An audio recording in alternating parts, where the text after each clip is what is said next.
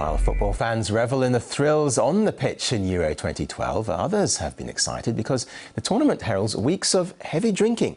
RT's Sarah Firth found out whether British supporters know when enough's enough.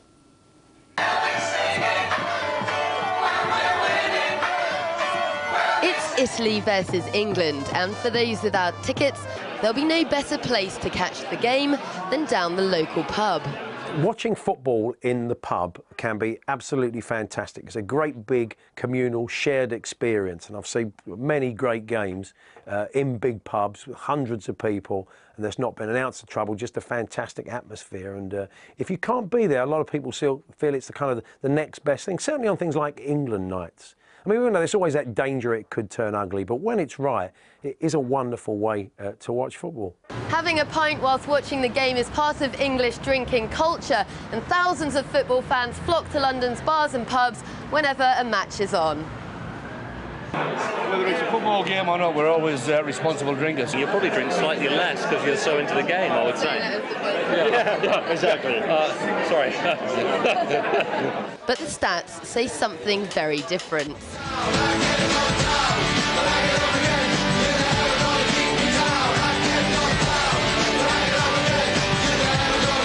It's a big problem for us, and overall in the last sort of 5-6 years we've seen a massive increase in alcohol calls, and we're now dealing with around 60,000 sort of alcohol related incidents every year.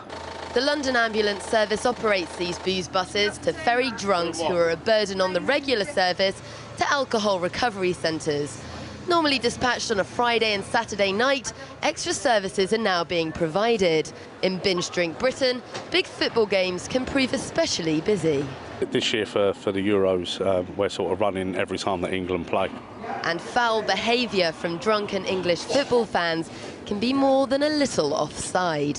The one thing that we have in excess of that you wouldn't get on a normal ambulance is we have the world's equivalent of vomit bowls on every shift before we go out. That and the eco pads on every chair, because what happens is, as well as vomiting, most people when they're drunk will urinate themselves as well, and on the odd occasion they'll defecate.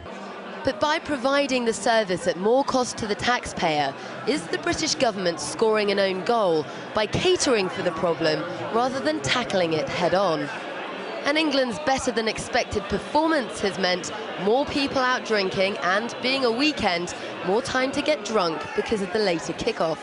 When you take sport and alcohol and you put them together, generally speaking, you'll find that it doesn't matter whether your team's winning or losing, generally people will use that as an excuse to drink. And so our advice is to keep an eye on how much you're drinking over the tournament, not just per game, but actually let's remember that the tournament lasts for 3 weeks. So if you're drinking a lot each game, actually over that 3-week period, your liver might have taken a bit of a battering.